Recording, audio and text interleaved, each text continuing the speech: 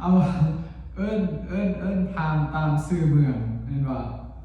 เอิ้นพามตามซื่อเมืองเมื่อหน้านี่ก็สิได้เอิ้นยาพรลิซามอนแมตูลิซามอนเห็นบ่หรือแมตูออกเลนอันนี้ก็เอิ้นเวรันสักพราม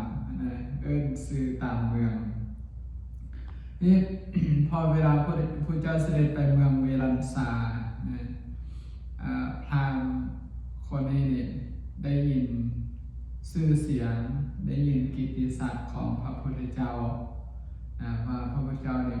เป็นผู้แนวนั้นแนวนี้เกิดในสักยะสกุลออกมาบวชตรัสรู้เป็นพระสัมมาสัมพุทธเจ้าแล้วก็ออกเผยแผ่พระศาสนากิตติศักดิ์โด่งดังเมื่อรู้ว่าพระพุทธเจ้าเสด็จมาเมืองเวรังสาตนเองก็เลยซื้อเข้าไปทดสอบกิตติศัพท์ที่เคยได้ยินมาเห็นบ่ แม่นแท้บ่สิว่าเห็นบ่แม่นแท้บ่ก็เลยเข้าไปหาพระพุทธเจ้าพอไปฮอดไปทักทายไปปราศัยไปอีหยังแล้วก็นั่งลงแล้วก็เลยเว้านำพระพุทธเจ้าว่าข้าแต่พระองค์ผู้เจริญเป็นว่าสิ่งที่ข้าพระองค์ได้ยินมานั้นเป็นความจริงแท้ๆความจริงอะไรคือว่าได้ยินมาว่าพระพุทธเจ้าเนี่ย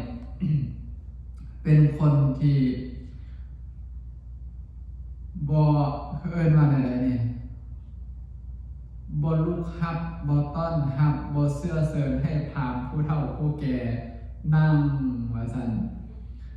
แสดงว่ามารยาทคนอินเดียสมัยนั้นนี่ก็นับถือผู้เฒ่าผู้แก่เนาะ